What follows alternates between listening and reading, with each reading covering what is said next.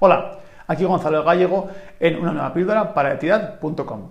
¿Quieres saber qué cláusulas contractuales prever en tu contrato para hacer que el acuerdo de nivel de servicios tenga eficacia jurídica y no sea algo así como un zombie que parece que está vivo aunque está muerto? Quédate conmigo que yo te lo explico.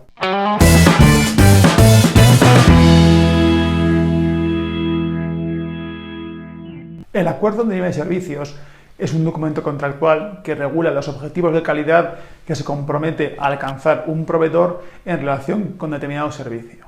Aunque no sea un acuerdo que pertenezca exclusivamente al ámbito de los contratos de tecnologías de la información y comunicaciones, es en esta área donde con toda seguridad se han desarrollado mayor número de prácticas y metodologías acerca de cómo llevarlos a cabo. De hecho, múltiples contratos del ámbito de las tecnologías de la información y las comunicaciones, como outsourcing, hosting, housing, acuerdos en el ámbito cloud computing, asistencia técnica, helpdesk, etc., incluyen este tipo de acuerdos de nivel de servicio. El acuerdo de nivel de servicio no es solo un objetivo de calidad, es también una herramienta de control que permite asegurar que el prestador presta el servicio correctamente. Y en este contexto es una herramienta de singular importancia en los contratos de servicios en el ámbito de las tecnologías de la información y comunicaciones y se considera un elemento esencial y crítico en aquellos contratos que se denominan cautivos. Estos son contratos donde se prestan servicios de tal naturaleza que no es posible en la práctica considerar opciones como la terminación abrupta del contrato, por ejemplo, seguimiento del artículo 1124 del Código Civil, siendo necesario buscar alternativas que permitan compeler al proveedor a prestar el servicio sin llegar a soluciones tan drásticas como la propia terminación. Imaginemos, por ejemplo, un outsourcing, un contrato de outsourcing informático donde el proveedor tiene en sus manos la tecnología principal de la compañía. Si ese contrato terminase de un día para otro, la supervivencia de la compañía sería puesta en duda. Básicamente no podría llevar a cabo procesos tan esenciales como, por ejemplo, facturar, emitir nóminas, etc. Esto es un ejemplo claro de contrato cautivo, donde el acuerdo de nivel de servicio, como digo, adquiere una importancia capital. A nivel de contenido, el acuerdo de nivel de servicios se compone básicamente de indicadores de calidad, esto es, aquellos elementos que vamos a utilizar como referencia para medir la calidad del servicio. 2. Valores o pesos que se le asignan a cada indicador, dado que no todos los indicadores tienen la misma importancia y se puede asociar mayor o menor importancia o relevancia a según qué indicadores. Y en tercer lugar, el valor de calidad objetivo que queremos alcanzar o que está comprometido el proveedor a alcanzar para prestar un servicio correctamente. Estos elementos, indicadores, los pesos y los valores, están evidentemente muy apegados, muy asociados a las características concretas del servicio. En este contexto es habitual y normal y hasta lógico que el peso de la negociación y el acuerdo de estos acuerdos de nivel de servicio lo tengan siempre el personal técnico del proveedor y del cliente, que son los que en definitiva conocen mejor las características del servicio. Ello implica que en ocasiones los abogados o los asesores jurídicos sean apartados de estas negociaciones. Dejando de lado ahora que yo considere que es un grave error apartar a los abogados de la negociación del contenido del acuerdo de nivel de servicios y que ello de hecho puede dar lugar a graves consecuencias en lo que respecta a la posibilidad de exigir el cumplimiento de este acuerdo de nivel de servicios, de ello me ocuparé en otra píldora que elaboraré próximamente. Ahora, en esta píldora, quiero advertir la necesidad de entender que el acuerdo de nivel de servicios, para poder tener vida, para poder ser eficaz, para en definitiva no ser un zombie que parece que está vivo aunque está muerto, requiere que esté dotado, que esté rodeado de un marco contractual adecuado. Un marco contractual que, en primer lugar, haga que el acuerdo de nivel de servicios sea obligatorio, que además establece que las consecuencias de incumplir ese acuerdo de nivel de servicios y, por último, regule la forma en la cual se va a gestionar. Sin estos elementos jurídicos, el acuerdo de nivel de servicios es algo así como un cascarón vacío, algo que no tiene vitalidad, que no tiene fuerza y que de hecho puede ser muy complicado exigirlo a nivel jurídico.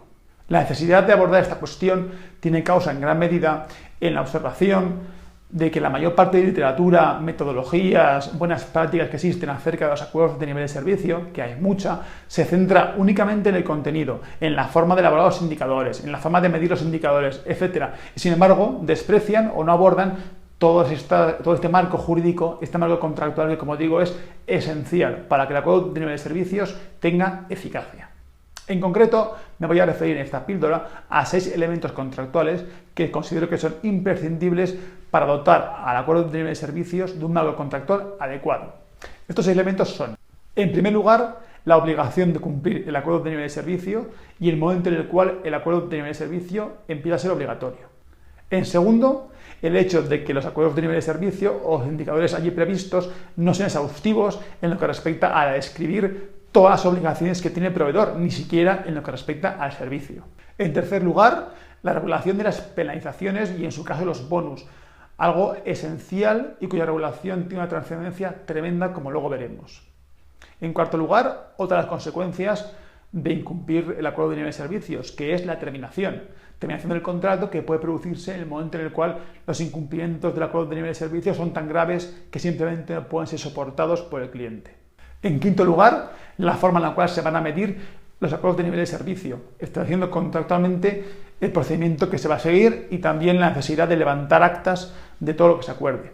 Y en sexto y último lugar, si bien este extremo es quizás menos relevante que los demás, la mejora continua, la necesidad de que el acuerdo de nivel de servicios sea revisado periódicamente con el fin de mantener los niveles de servicio cada vez mejores, teniendo en cuenta los cambios tecnológicos y también las eficiencias que el proveedor puede obtener de otra forma.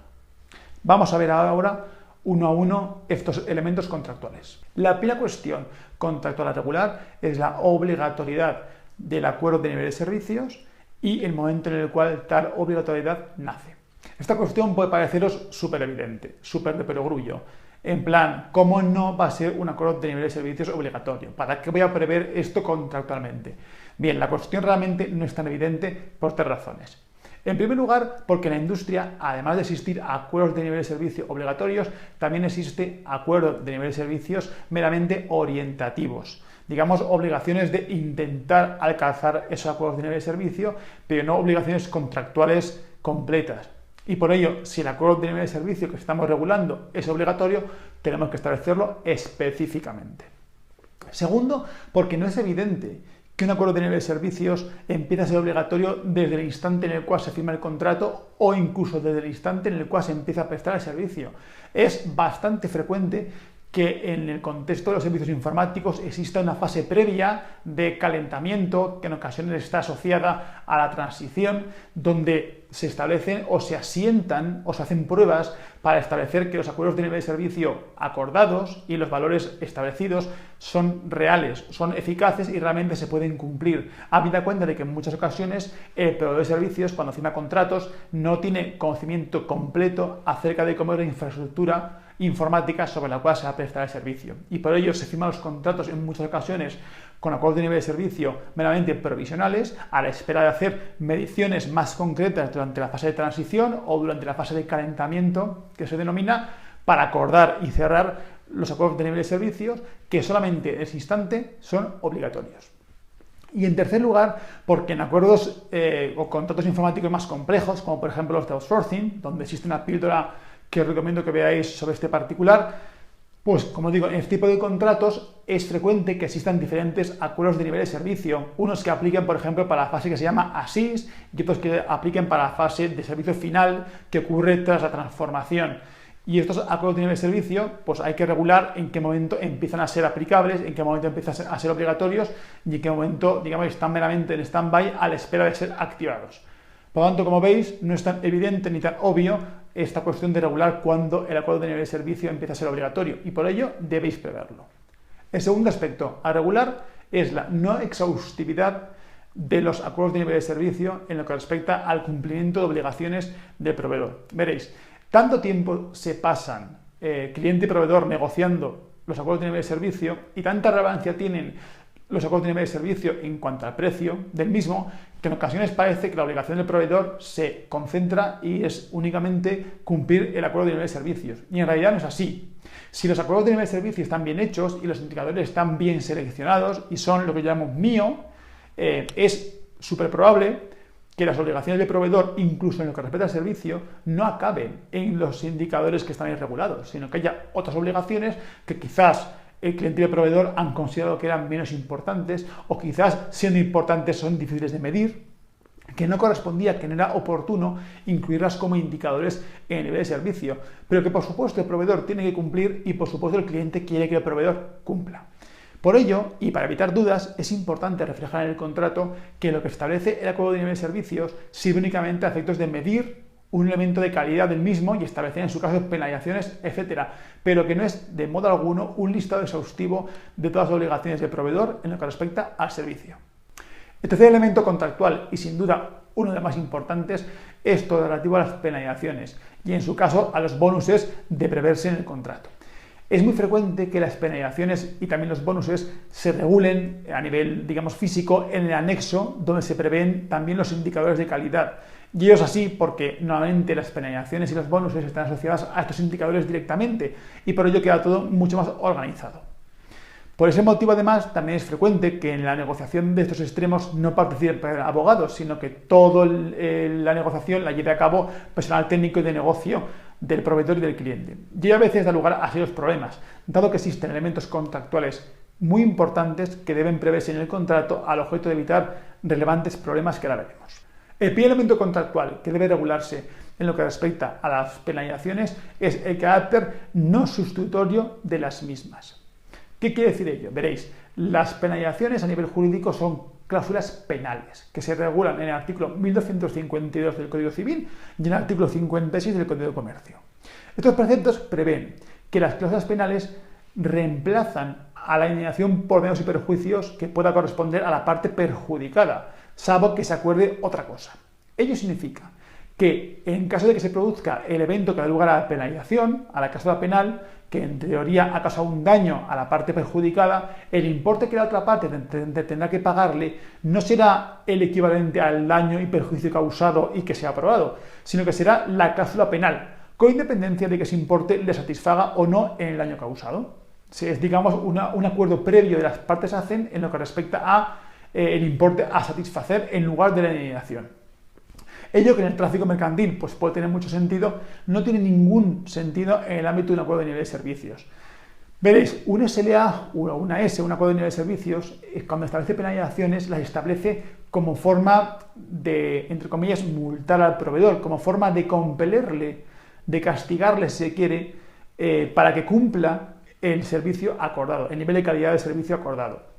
Y por ello, cuando el proveedor y el cliente negocian las penalizaciones, nunca tienen en mente el daño que se puede causar al cliente en caso de incumplirse los niveles de servicio. Solo tienen en cuenta un importe que sea suficientemente elevado para que el proveedor realmente tenga interés en cumplir y que sea suficientemente bajo para no ahogar o asfixiar al proveedor. Nada tiene que ver, como digo, este importe con el daño que se puede causar, que puede ser mucho más grande que la penalización. Es más, habitualmente sería mucho más grande que la penalización y que de hecho se regula en otro lugar del contrato, que suele ser la cláusula de responsabilidad, con un límite distinto, mucho mayor, etc. Bien, sin embargo, aunque ellos lo que tienen en mente, proveedor y cliente, cuando negocian la penalización, si no prevén en el contrato que esta penalización no tiene carácter sustitutorio de los daños y perjuicios, el efecto que les proporciona el Código Civil y el Código de Comercio en el artículo que he mencionado es dotarle de carácter sustitutorio. Y por ello, este importe de la penalización, que como digo es muy inferior al daño que se puede causar realmente, acabaría siendo el importe que tendría derecho a reclamar el cliente por el daño causado. Cosa que sería simplemente desastrosa. Básicamente acabaríamos teniendo derecho como clientes a una indemnización por un importe que quizá ni siquiera compensase el burofax y las primeras acciones judiciales que se pudiesen llevar a cabo. Un auténtico desastre. Y por ello es crítico que acordemos en el contrato el carácter, como digo, no sustitutorio de las penalizaciones que se prevean en el acuerdo de nivel de servicios. El segundo elemento contractual en lo que respecta a las penalizaciones es el límite de las mismas. Es muy frecuente que cuando se regulan en un acuerdo de nivel de servicio penalizaciones, estas penalizaciones se topen, se establezca un máximo que tiene que sufrir el proveedor durante un plazo determinado. Por ejemplo, se puede hacer un límite a las penalizaciones por cada mes, por cada trimestre, etc. Este extremo también deberá ser regulado en el contrato. Es habitual que en la negociación de este punto dé lugar a encendidas batallas entre cliente y proveedor, básicamente porque el cliente, como os podéis imaginar, está más por labor de considerar que no tiene por qué haber un límite y que si el proveedor quiere reducir las penalizaciones simplemente puede dar un buen servicio. Sin embargo, el proveedor considera que realmente es muy complicado dar un servicio por un precio determinado cuando su riesgo es infinito en caso de incumplir el acuerdo a nivel de servicio. Bueno, sea como sea el caso, lo cierto es que si al final se pacta un límite de penalizaciones, que es lo normal y que lo que yo considero lógico por otra parte, pues deberá regularse en el contrato convenientemente. Y en tercer y último lugar, debemos regular también la forma en la que se aplicarán las penalizaciones. La forma más habitual es establecer un descuento por el importe de penalización en la siguiente factura, de forma tal que si en el mes 1 hemos calculado que se han derivado y penalizaciones, pues este importe I será descontado en la factura del mes segundo o del mes siguiente. Sin embargo, hay otras formas de hacer frente a las penalizaciones. En ocasiones el proveedor prefiere pagar el importe de las mismas y en ocasiones acude a sistemas más ingeniosos, quizá más beneficiosos para el proveedor, como puede ser convertir las penalizaciones en créditos que dan derecho al cliente a recibir servicios determinados por un precio descontado o incluso de forma gratuita, contra los créditos que obtiene. Sea como sea el procedimiento que regulemos, debe pactarse convenientemente el contrato y establecerse un marco adecuado para la forma en la cual se van a aplicar las penalizaciones para evitar después discusiones y debates sobre este particular. El cuarto elemento contractual a prever, en lo que respecta a los ANS, es la posibilidad de terminar el contrato en caso de que se alcance un grado alto de cumplimiento de los acuerdos de nivel de servicio. Veréis, el ANS es una herramienta que, entre otros objetivos, pretende dar al cliente una herramienta que permita compeler al proveedor a cumplir el servicio pactado sin tener que amenazarle con terminar el contrato, básicamente en situaciones donde esa terminación en la práctica se nos antoja poco menos que imposible. Son supuestos como, por ejemplo, el que antes comentábamos del outsourcing, donde hay una gran cautividad. Sin embargo, lo cierto es que en ocasiones el ANS se puede incumplir de forma tan masiva que no tenga el cliente otra forma de solventar el problema que terminar el contrato. Básicamente, un ANS puede pedir penalizaciones. Y es verdad que si se está incumpliendo el ANS, el proveedor va a tener que pagar grandes sumas de dinero cada mes. Sin embargo, el cliente que contrata un servicio lo que quiere es recibir un buen servicio, no quiere más dinero. Y por ello, las penalizaciones son simplemente un medio para obligar al proveedor a cumplir el servicio, pero no son un fin en sí mismo, no satisfacen y nunca satisfarán realmente al cliente, que por ello en ocasiones puede tener un derecho legítimo a terminar esa relación contractual que es insatisfactoria. Por ello, es imprescindible que el contrato preveamos como un supuesto de terminación del contrato del mismo por incumplimiento esencial del contrato el alcanzar determinado nivel de incumplimiento de ANS que deberá ser debidamente diseñado y dibujado. Podrá ser, por ejemplo, determinado número de ANS de gran importancia o de gran peso durante un tiempo determinado, etc. Hay muchas formas de regular esto, pero como digo, lo importante es que esté bien dibujado el supuesto que da lugar a la existencia de un incumplimiento esencial que permite terminar el contrato por el cliente. El quinto elemento a regular en lo que respecta a la ANS es la medición del mismo, cómo se llevará a cabo la medición de su cumplimiento o incumplimiento. El ANS está permanentemente encima de la mesa, es un papel que se mira continuamente y continuamente se está analizando si se cumple o no se cumple, y por ello es imprescindible que haya reglas claras acerca de su medición. ¿Qué elementos tenemos que prever? Son tres básicamente. En primer lugar, tenemos que acordar la herramienta que vamos a emplear para medir o el procedimiento que vamos a emplear para medir. Habitualmente es una herramienta informática que debemos considerar fiable tanto por el proveedor como por el cliente, debemos acordarla y debemos seleccionarla. Como digo, una herramienta que nos dé confianza y que sepamos que va a dar lugar a resultados objetivos y suficientes como para poder medir el cumplimiento o incumplimiento del SLA. Esta herramienta suele definirse en el contrato, si bien suele describirse con mayor detalle en anexo del mismo. El segundo elemento a regular en lo que respecta a la medición de la ANS va a ser quién lleva a cabo esa medición. Esto puede ser el cliente o el proveedor o hasta un tercero. En lo que respecta al proveedor, en ocasiones existen ciertas suspicacias por parte del cliente para permitir que el proveedor sea quien haga la medición. Sin embargo, si los indicadores se han puesto correctamente y son indicadores míos, que ya explicaré rápido lo que es esto, pero en todo caso son objetivos, debe ser bastante fácil o pacífico permitir que el proveedor sea quien lo mida, que él tenga una herramienta que permita medir estos indicadores y que simplemente vaya con los resultados cada mes al comité de seguimiento para presentarlos. Es de hecho muy frecuente que sea el proveedor quien los mida. Pero bueno, sea como sea el caso, lo que acordemos, lo cierto es que este extremo deberá ser regulado en el contrato, deberá regularse convenientemente. Y el tercer elemento a prever en este punto es el seguimiento de los acuerdos de nivel de servicio. Esto en muchas ocasiones se regula en anexos, pero bueno, en algún sitio u otro tiene que pactarse. Es importante establecer, digamos, que va a haber un comité de seguimiento que va a seguir estos ANS y también que va a establecer, y esto es muy importante, actas de todo aquello que se acuerde. Las actas creo que es el elemento jurídico más importante en este contexto. Habida cuenta de que para el seguimiento existen muchas metodologías. Sin embargo, en muchas ocasiones estas metodologías olvidan las actas. Las actas son fundamentales, dado que al final, a la postre, cuando ha existido un incumplimiento reiterado durante mucho tiempo, la única forma que existe de poder demostrar que el incumplimiento se ha producido es precisamente acudiendo a las actas. que demuestran que ha habido quejas o no ha habido quejas. Y lo mismo ocurre en el lado del proveedor. Si el proveedor está convencido de que siga cumplido y quiere poder demostrarlo, la única forma de hacerlo también será yendo a las actas. Por tanto, como digo, el elemento fundamental a pactar en este tercer punto de seguimiento del acuerdo de nivel de servicio es que existan actas obligatorias que establezcan un contenido fiable y acordante de las partes acerca de lo que se pactó en relación al acuerdo de nivel de servicio. Y el sexto y último elemento contractual al que me quiero referir es la revisión y mejora continua del acuerdo de nivel de servicios.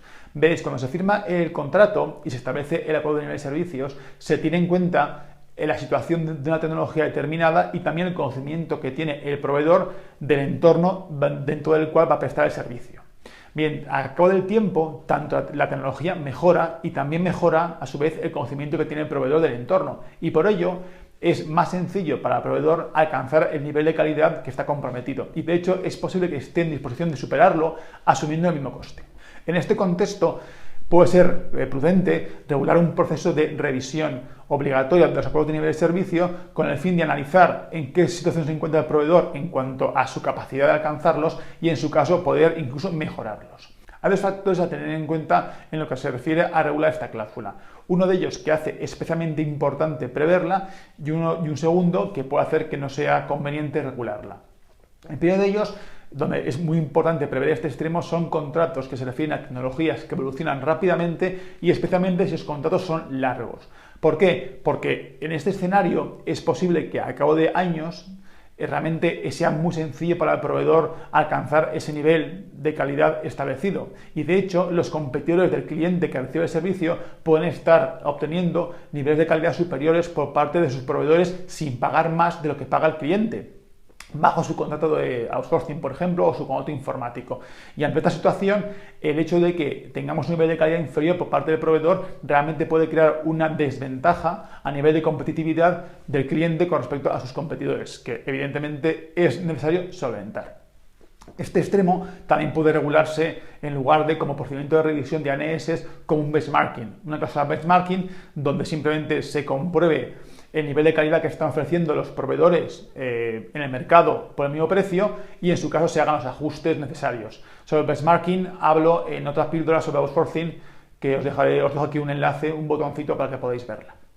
Y el segundo elemento que es relevante o factor que es relevante en relación con esta cláusula y que puede hacer que haga, digamos, no conveniente preverla, es el supuesto donde realmente el proveedor de servicio ha tenido en cuenta estas mejoras, tanto tecnológicas como de conocimiento, y ese inferior coste que va a tener que asumir a lo largo del tiempo para prestar el servicio a la hora de calcular el precio del mismo. Esto es, las eficiencias que espera obtener a lo largo de los años las ha adelantado, aplanando el precio, con el fin de ofrecerle un precio más atractivo al cliente de entrada. Si ese fuera el caso, y eso es un tema que se puede compartir con el proveedor fácilmente y que de hecho suele compartirse en el contexto de las RFPs, en el contexto del proceso de selección del proveedor y fijación de precios, como digo, si fuera el caso, pues evidentemente no tiene sentido que le exijamos al proveedor que mejore el nivel de servicio alegando que tiene menor coste, básicamente porque ese inferior coste ya lo ha tenido en cuenta el proveedor a la hora de calcular el precio y ya el cliente lo ha disfrutado.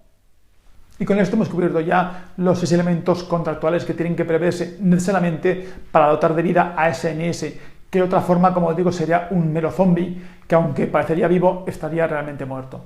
Espero que esto os haya parecido interesante y especialmente os sea útil, muy útil a la hora de negociar vuestros ANS y a la hora de fijar los acuerdos de nivel de servicio. Si tenéis interés en aspectos jurídicos de las tecnologías de la información, de la protección de datos, de la ciberseguridad, os invito a que accedáis a mi página web www.detitad.com. Aquí os dejo un botoncito para que podáis acceder a la misma. Aparte de los vídeos, hay posts, hay textos, artículos que os puede parecer interesante y además también os podéis suscribir a la página web. Además, también os podéis suscribir al canal de YouTube. Aquí abajo tenéis otro botoncito para que podáis hacerlo de forma rápida y sencilla. Subo vídeos prácticamente cada semana. Y por ello, bueno, por la suscripción os permitirá estar al día de todos los vídeos que vaya subiendo. No dudéis también en dejarme comentarios, observaciones, sugerencias sobre aspectos que quieres que trate o preguntas que yo intentaré contestar siempre que pueda. Nos vemos pronto. Hasta luego. Gracias.